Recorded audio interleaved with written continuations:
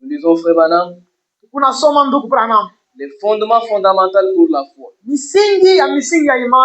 C'est prêché le 13 janvier 1955. Paragraphe 10, nous commençons notre lecture. Je vous prie d'être très attentif. Si vous voyez une personne à votre côté somnolée, prouve-lui qu'il aime en les réveillant. Et Adam ne devait jamais tomber malade. Il ne devait jamais mourir. Il n'avait jamais de soucis. Il n'avait jamais de chagrin. Il n'avait jamais peur. Il montait simplement dans les bras du Père. Juste comme un enfant. Tout lui appartenait. Et tout ce qu'il demandait, bien il obtenait simplement. Tout lui obéissait. Pourquoi? Parce qu'il était l'enfant de Dieu. Et l'enfant de Dieu est héritier de toutes choses. Écoutez maintenant. Lorsque l'homme est tombé, il a perdu cela. Il a perdu le pouvoir de commander. Il a perdu la joie qu'il avait. Il a perdu l'autorité qu'il avait à cause du péché. Alors, ce qu'il a perdu dans la chute, ce que toi tu avais perdu dans la chute, Christ est venu comme rédempteur. C'est Amen. Amen. Christ est venu comme rédempteur. Vous êtes-vous déjà arrêté pour réfléchir à la raison pour laquelle Christ nous a rachetés? C'est la question que Frère Branham nous pose. Il nous a donné la vie éternelle. Il nous a ramenés à la communion éternelle et à la relation éternelle avec Dieu. Pour être de nouveau ses fils et ses filles. Pour restaurer tout ce qu'Adam avait perdu dans la chute. C'est la mission pour laquelle Dieu nous a envoyé William Branham. C'est pour que nous puissions sortir dans cette inconscience due au péché. On reconnaisse qu'à notre temps, commander la nature c'est possible. Amener les choses à l'existence c'est possible. Pour être de nouveau de ses fils et ses filles. Pour restaurer tout ce qu'Adam avait perdu dans la chute. 11. Maintenant, le problème est que depuis qu'il a restauré l'homme, il l'a ramené à cette place. L'homme par la chute avait perdu la conscience de ce pourquoi Dieu l'avait placé ici sur terre.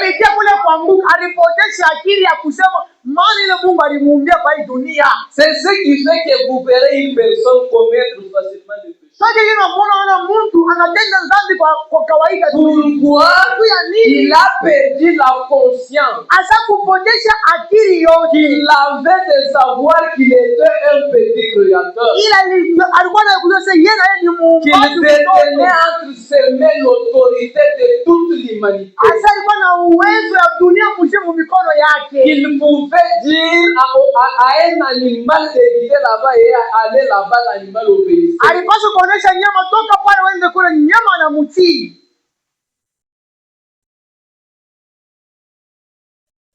de ce qu'il devait faire. L'homme a perdu cette conscience. Et c'est pourquoi il était placé sur la terre. Même toi aussi, si Dieu ne ramène pas ta conscience à reconnaître ce que Dieu, à reconnaître pourquoi Dieu t'a placé sur la terre, et ce qu'il doit faire avec toi, en d'autres termes, toute la tuyauterie pour ainsi dire. Notre cerveau est ici. La foi ont été obstruées par des affaires professionnelles. Les affaires professionnelles obstruent les canaux spirituels. Les enfants, je vais payer la scolarité des enfants. Plus on passe beaucoup sur ça, Frère Branham dit, ça obstruait tous les canaux de Dieu. Ça obstruait tous les canaux que Dieu devait travailler à travers l'homme.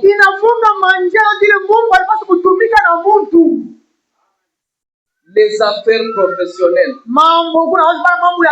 la vie du foyer et les ménages, ce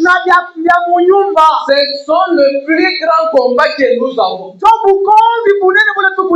sont les plus grandes choses qui combattent notre marche avec Christ. J'aurai l'argent comment? Je vais faire ceci comment? Ma maison est restée comme ceci. Mais pourquoi les choses ne marchent pas?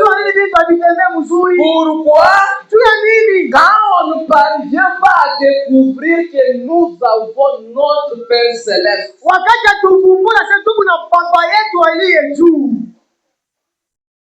nos yeux seront braqués toujours sur les choses de ce monde. Et comment les avoir? Oh! Si nous méditons jour et nuit sur la parole, et que nous demandons la grâce du Seigneur pour devenir la parole faite chair, il a promis de pourvoir à tous nos besoins. Tout est devenu si obstrué avec cela que Dieu ne peut opérer dans l'homme.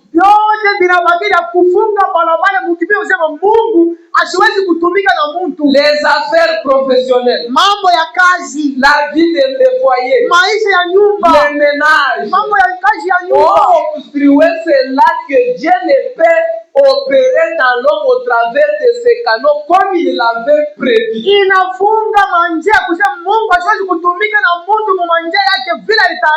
Mais non, ce matin, j'aimerais que vous puissiez prendre encore conscience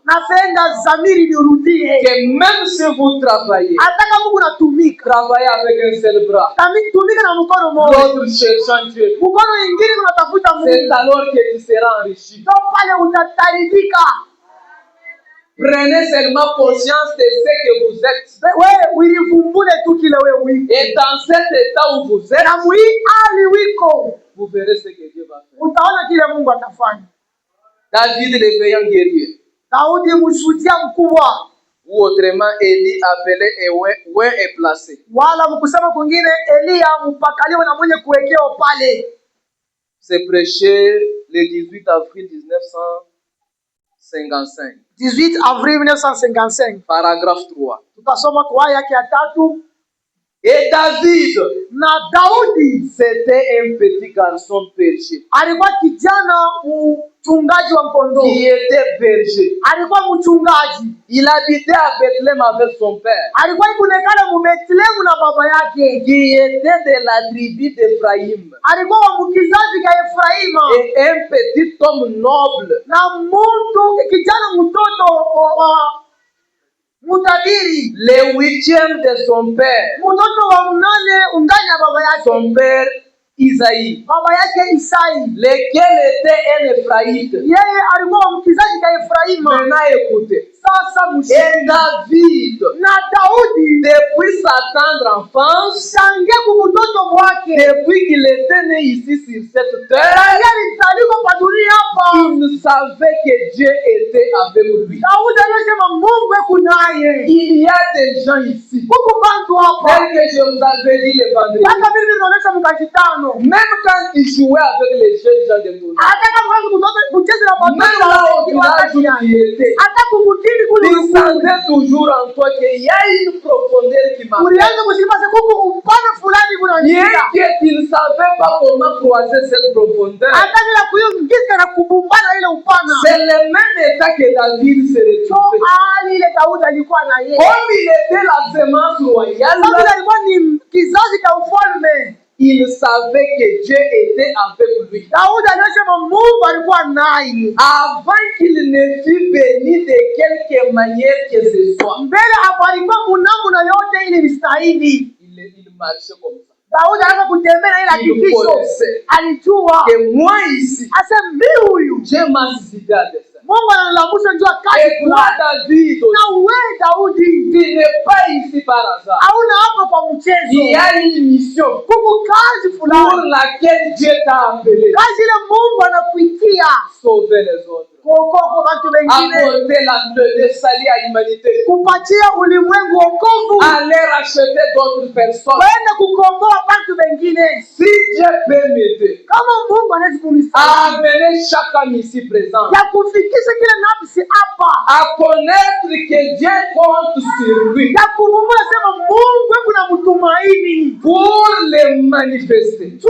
amuoneshe waziwazi, pour le dévoiler devant les gens. tu amuoneshe wazi mbele ya bantu. Parce que si quelqu'un te demande, Kama Mungu tu m'as anakuuliza, parlé de ce Jésus, unanionyesha juu ya tu huyu, m'as parlé de ce que Branham, unasema vile Branham alifanya. mais montre-moi ce Jésus. Sasa unionyeshe ule Yesu leo, Ce Jésus-là, je l'ai de tout mon cœur. ule Yesu mimi nampenda na roho yangu Il yote. est où? Eko wapi?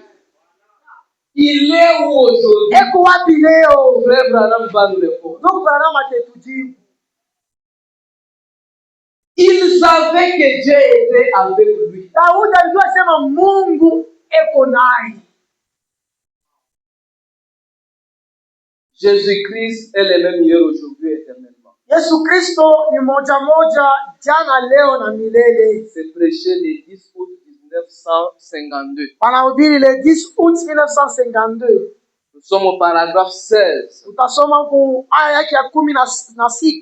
Je crois que c'est la vérité. Niko naamini asema ni vya kweli. Et qu'au jour du jugement, Ile siku ya hukumu Dieu veillera à ce que ça soit la vérité. Mungu atakesha asema hii mambo kwa ya vya kweli. Dieu soutiendra ce qu'il dit être la vérité. Mungu atashikanisha wale batasema ukweli. Ne le croyez-vous pas? Na wewe muamini vile? Très bien. Mzuri. Et maintenant, Na sasa posons-nous seulement la question de savoir quel genre de personne était Jésus-Christ. tujiulizeni tu njoo kule sema Yesu alikuwa mtu wa namna gani? Ici, j'ai vraiment besoin de votre attention. Hapa mimi napenda mutege sikio kabisa. Posons-nous simplement la question de savoir Tujiulize tu njoo kuyua. quel genre de personne était Jésus. Yesu alikuwa mtu wa namna gani? Eh bien, Mzuri. je sais que nous avons des pensées théologiques Mimi najua sasa tuko na mawazo ya kufunda Mungu mu masomo. et celles des artistes qui ont peint des tableaux. Na ile mawazo hapa watu wanaandika mapicha. Puisque si on vous posait aujourd'hui la question, Tu kama wanakuuliza leo, comment était Jésus? Yesu alikuwa Et qui est ce Jésus? na Yesu Et même quand tu te tiens debout, hata kama unasimama en train kuimba, de prier, ukuomba, il y a cette image de Jésus. kuna huyu Yesu akukalileo ndani ya C'est là mawazo. où Dieu vous dit aujourd'hui, Sasa kule Mungu anakuambia leo, les gens ont l'image de Jésus peint. watu wako na picha ya Yesu huyu basa kupenda hapa. Mais lui Lakini va Yesu nous montrer l'image de Jésus aujourd'hui. atatuonesha picha ya Yesu leo. Pour dire que même quand il prie, Hata kama kunaomba, qu'il n'ait pas une image théologique. usikuwa na hii picha ya kufunza Yesu kwa masomo. Je pense que nous avons des pensées théologiques. Et celles des artistes qui ont peint des tableaux. Mon problème est ici. Branham nous dit, ne les regardons pas sous la forme du tableau ce matin. On ne les regarde pas maintenant sous cette forme. Pourquoi? Parce que nous pourrions ne pas comprendre. Mais considérons-les dans sa vie et son esprit. Amen. Considérons Jésus aujourd'hui. Quand Jésus entre dans une personne, quelle est la vie qu'il mène et quel est l'esprit qu'il manifeste devant les gens? Parce que aujourd'hui, les Jésus qui étaient dans la crèche, et voilà maintenant dans une serre qui a un pain, qui a une jupe, dans un frère qui a une veste, qui a un pantalon. Quand vous observez la personne, vous voyez la vie. Vous voyez la vie littérale de Jésus. Vous allez dire, on me parlait de Jésus, de ce qu'il avait fait, ce qu'il était, sa puissance. Mais aujourd'hui, je viens de le voir dans mon pasteur. Parce que même sa manière de marcher, sa manière de parler, même quand il parle, vous sentez que le même Jésus qui a marché en Galilée s'est voilé dans un homme et il est en train de me parler. Et quand vous allez le comprendre de cette manière, quand vous allez reconnaître Jésus de cette façon, quand un problème frappera à ta porte, il t'approchera devant ton frère. Mon bien-aimé frère, vous voyez Jésus. J'ai telle difficulté. Donne-moi la solution. Lui aussi reconnaissant qu'il fait partie de la divinité. Lui aussi connaissant que la même personne de Jésus est entrée en lui. Il dira quelques mots. La situation changera. Parce que nous sommes arrivés dans la dispensation où Jésus est devenu son épouse. Même dans nos maisons, nous devons tirer très attention. Quand c'est ta femme qui parle, et quand c'est Jésus qui parle à travers ma femme. Quand c'est mon ami qui me parle, comme j'ai vu la vie littérale de Jésus dans cette année, il faut que je tire très attention. Même dans notre manière de communier, même dans notre façon de nous échanger, pourvu que je n'ai pas de problème avec celui qui est en lui.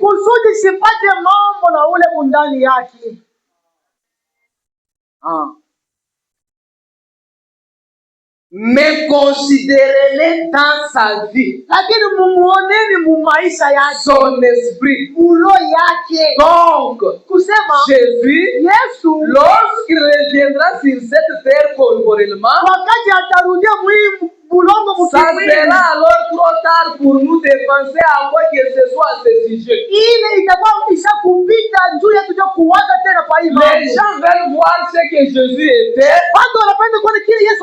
Toi, tu les montres la photo.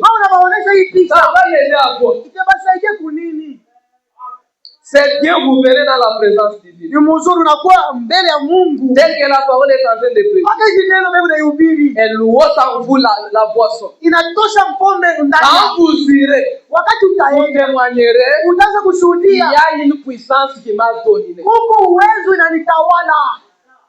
Il y a quelque chose qui vient de s'opérer dans ma vie. Huko kitu kinatendeka mu maisha yangu. Au point que cela a ôté même la soif. Mkipima sema inatosha na hamu. Un jour, Siku moja, laissez-moi vous donner ce témoignage. Quel est le témoignage que vous faites? munyache nilete ushuhuda, Et mushitoke quand na je les maushuhuda. donne, je n'ai pas une arrière-pensée de me faire grand. Wakati mimi naleta maushuhuda sina mawazo sasa nianze Il y a des kuitukuza. hommes que Dieu a utilisé plus que moi. Mungu wangu pale Mungu anatumikisha Mais kunisikia quand na nous mimi. témoignons, Wakati c'est unashuhudia, pour élever le niveau de votre foi. ndio kupandisha hapo Pour imani yenu. voir que le même Dieu qui a fait la So chose là, kuona Mungu unalifanya kile kitu. dans les besoins actuels où j'ai, Mu hii hali niko hapa il sasa. peut encore faire. Ule Mungu anaweza kufanya tena. Un jeune garçon est venu me voir chez moi un jour. Kiana mwana wangu kuniona kwangu siku moja, Il m'a dit, homme de Dieu, anasema mtumishi wa Mungu, je fume du chanvre d'une manière où vous n'avez pas l'idée. niko nafuta bangi munamuna moyo hutaweza kuwaza. Au point que je peux fumer même 8 fois par jour. Ukipima usema hata mala mnane na hizo Moi qui mangeais des boules, mimi nakula mabuli mbili. je commence à manger un quart. Inaanza kula sasa Si kakipande. je dormais Nikilale, et que je me réveillais par accident, nikilamuke tu hata kakiruka na la main directement sur la. mkono nipatumbako mara moja. Baba, Et même quand il me disait, hata wakati anaanza vous kunyonyesha, voyez sa santé, unaona afya yake. squelette. Hasa wakati ni mimi. Et pendant qu'il me parlait, Wakati anaanza kunyonyesha cet fani. homme-là, il a chanté une chanson à l'intérieur de moi. Ule Alléluia. Mungu anakuwa kuimba mwimbo ndani yangu, haleluya. Miséricorde insondable. Wa buluma wasio mwisho. Dieu peut-il tout pardonner? Mungu anaweza kulumia vyote.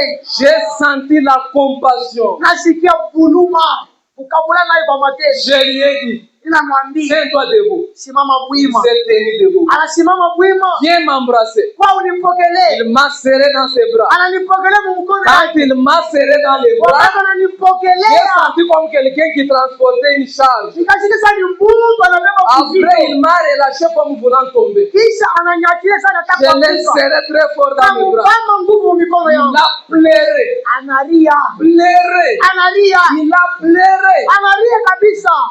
Quelque chose m'a dit. Kitu fulani kinaniambia. L'esprit est parti. Roho ile pepo mchafu linaenda. Je lui ai dit, partez mon frère, tu ne tueras pas encore. Anasema ndugu, uenda utafutaka tena. Je n'ai pas prié. Nisikumwombee. Comme je connaissais Sasa vile mimi que niliyua. j'ai la vertu à moi, Asa mimi kuna nguvu cette ndani yangu. vertu va sortir. Ile nguvu itatoka. Et c'est entré en lui. Inaingia ndani yake. 2 semaines après, Majuma nous mbili sommes croisés kisha avec lui. tunabumbana naye. Je lui ai posé la question. Namuuliza, Comment mon bien-aimé frère? ndugu, habari? Il me dit, Ananiambia sema, c'est depuis ce jour-là. tangia ile Si je me retrouve même dans une circonférence sikiri kuna hata kunkuja où hapa. il y a des gens qui filment, Mule bantu ni kunafuta hapo. vous sentez la nausée. Unasikia ya Dieu kutapika. est allé, il a ôté même la source. Mungu anaenda anatosha na mizizi yenyewe, amu yenyewe anatosha. Je lui ai dit, Ninamwambia, comme il vient de faire ceci, sasa vile Mungu anafanya hivi. cherchez beaucoup sa face pour que cet esprit ne retourne pas. Tafuta uso ya Mungu sana ndio ile pepo. Alors, mes bien-aimés frères et sœurs, Kumbi wa ndugu na les wadada. choses sont réelles. Vitu ni vya kweli. Si vous pouvez découvrir que c'est lui qui est assis à côté de toi, Ukivumbura tu wasema ule kumbembeni yako. qui mène la vie sans reproche là, Ule kunaishi maisha ya shoko. il incarne Dieu en lui. Kuna Mungu Dans ndani le yake. monde verront une telle personne.